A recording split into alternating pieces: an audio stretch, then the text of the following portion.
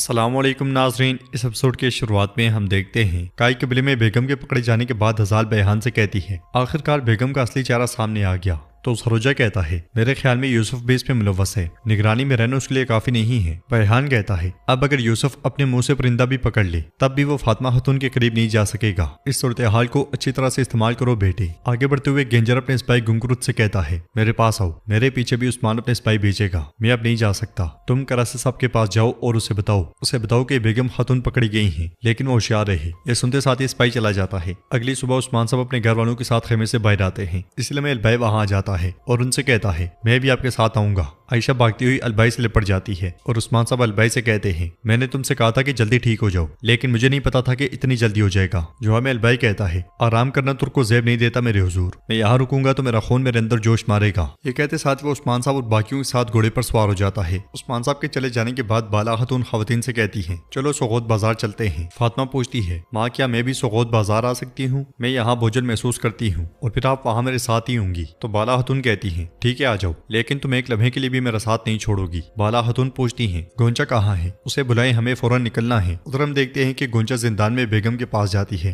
और खवातीन से कहती है भाई जय मुझे बेगम खातून से कोई बात करनी है। ये सुनते साथ ही खवातीन चली जाती है। बेगम गोंचा से पूछती है क्या आपको भी लगता है कि मैं गद्दार हूँ? जवाब में गोंचा कहती है आप नहीं है, मैं जानती हूँ कि आप गद्दार नहीं है। बेगम कहती है मैं उस्मान साहब को क्यों धोखा दूंगी? तो गोंचा कहती है मैं आप पर यकीन करती हूँ, आप बाबा को कभी धोखा नहीं देंगी क्योंकि आप उनसे मोहब्बत करती हैं बेगम खातून। ये सुनकर बेगम हैरान परेशान हो जाती है और कहती है तुम ये क्या कह रही हो, यह सच नहीं है जिसने भी कहा है। तो गोंचा एकदम से कहती है मैंने किसी और से नहीं बल्कि आपके मुंह से सुना है, क्या आप अब भी से झूठ कहेंगी? बेगम कहती है गोंचा किसी को बताना मत, बराए मेहरबानी किसी को मत बताना। गोंचा कहती है आप जो कर रही हैं वो बहुत गलत है, लेकिन आपके बेगुनाह होने के बावजूद यहाँ रहना नाइंसाफी है, इसलिए मैं माँ और बाबा से बात करूंगी और उन्हें सब कुछ बता दूंगी। बेगम कहती है गोंचा अगर तुम उन्हें सब कुछ बता दोगी तो मैं आइंदा उनसे नजरें नहीं मिला पाऊंगी। इसलिए मैं गोलचे आकर कहती है बाला खातून और दूसरे लोग जल्दी बाजार के लिए निकलने लगे हैं, वो आपके इंतजार में हैं। यह सुनते साथ ही गोंचा उसके साथ चली जाती है और बेगम पीछे से आवाज लगाते हुए कहती है गोंचा ऐसा मत करना, ऐसा मत करना। जंगल में उस्मान साहब अलाउद्दीन और सिपाहियों के साथ घोड़ा दौड़ा रहे होते हैं और वो सब मुसलसल आगे बढ़ते ही चले जाते हैं। आगे सार किले में लोकास सोफिया से कहता है कारासे का फौलादी कारवां जल्दी यहाँ पहुंच जाएगा, यह सबसे बड़ा बाज़ंतीन का अजीम तरीन मुआहिदा होगा। सोफिया कहती है करासी तुर्कों का सबसे कीमती खजाना अपने अजली दुश्मन को दे रहा है, लोकास इस मुआहिदे से तारीख वापस लिखी जाएगी। लोकास कहता है जरा सोचो,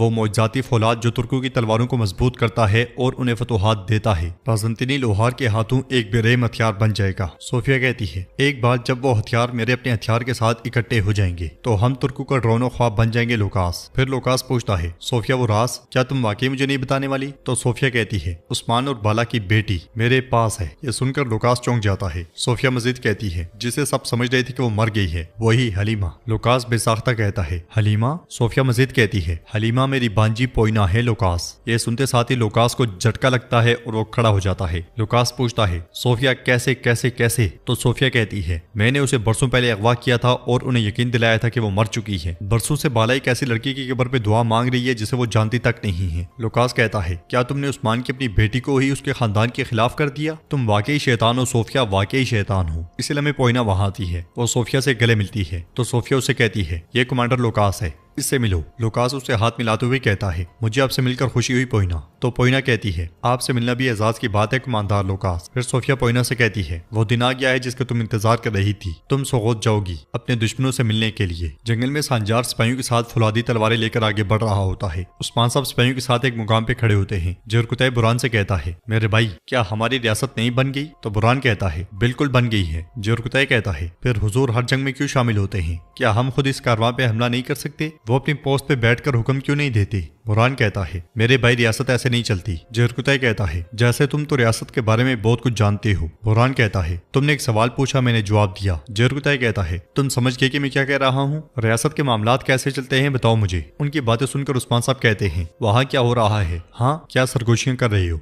हमें बताओ ताकि हम भी सुन सकें। बुरान की जानिब देखने के बाद जरकुतै कहता है बुरान पूछ रहा है कि हुजूर तमाम जंगों में खुद क्यों शामिल होते हैं? यह सुनकर बुरान को बहुत गुस्सा आता है। जरकुतै मजीद कहता है मेरा मतलब है कि यह कह रहा है हम हम खुद भी इस कारवां पे हमला कर सकते हैं। ये कह रहा है कि आप कबीले में पोस्ट पर बैठकर हुक्म क्यों नहीं देते। मुझे भी समझ नहीं आई कि बुरहान ने ऐसा क्यों कहा। तो बुरहान कहता है, क्या तुम पागल हो जेर कुताई? उस्मान साहब कहते हैं, तो बुरहान ने ये कहा, हाँ। जवाब में जेर कुताई कहता है, जी मेरे हुजूर, बुरहान ने ये कहा है, लेकिन आप जानते हैं कि इसमें अकल की कमी है। उस्मान साहब कहते हैं, फिर बुरहान को मेरी बात गौर से सुनने का कहो। एक घोड़ा जिसका रहनुमा खुद आगे नहीं दौड़ता वो कभी नहीं भागता। वो रहनुमा जो जंग से पीछे हट जाए और अपनी पोस्ट से रियासत पर हुकूमत करने की कोशिश करे, उसकी कदर कम हो जाती है। चाहे हम सरदार हों या सुल्तान, हम इस दुनिया में अपने मकसद को कभी नहीं भूलेंगे। कुफार से मैदान जंग में लड़ना हम पर मुसल्लत है। इसलिए मैं एकू ताकत कहता है, मेरे हुजूर कारवां करीब आ रहा है। तो उस्मान साहब कहते हैं, उन्हें आने दो, जंगजूओं को नुकसान ना पहुंचाना, हम उन सबको पकड़ेंगे। ये सुनते साथ ही अलाउद्दीन सिपाहियों के साथ आगे बढ़ जाता है। नीचे से कराची का कारवां आगे बढ़ रहा होता है, इसलिए मैं अलाउद्दीन सिपाहियों के साथ उनका रास्ता रोक लेता है। उन्हें देखकर वो सब घोड़े से उतर जाते हैं और सांजार शुरू में ही हमले का हुक्म दे देता है, मगर अलाउद्दीन जल्दी उसे काबू कर लेता है। सांजार के सिपाही भी शिकंजे में आ जाते हैं। अलाउद्दीन सांजार को घुटनों के बल बिठा देता है। सांजार पूछता है, ये क्या हो रहा है? तुम्हें इसके लिए हिसाब देना पड़ेगा। तो अलाउद्दीन कहता है, यहाँ अगर कोई हिसाब लेता है तो वो हम हैं। अलबाई कहता है, गद्दार से इत्तेहाद का नतीजा मौत है, लेकिन उस्मान साहब को दुआ दो। जेरकुताई घोड़ा गाड़ी पर चढ़कर संदूक खोलता है तो तलवारें बनाने के लिए बहुत सा लोहा रखा होता है। ये देखकर वो आने वाले उस्मान साहब से कहता है, हुजूर पूरा कारवां फौलाद से भरा हुआ है। उस्मान साहब के वहां पहुंचने पर सांजार पूछता है, उस्मान साहब ये क्या है? कराचे साहब के कारवां पर हमला? क्या आपको लगता है कि आपसे इसका हिसाब नहीं लिया जाएगा? तो उस्मान साहब कहते हैं, तुमने वो फौलाद बेची जिससे जंगजू की तलवारें बनाई जाएंगी,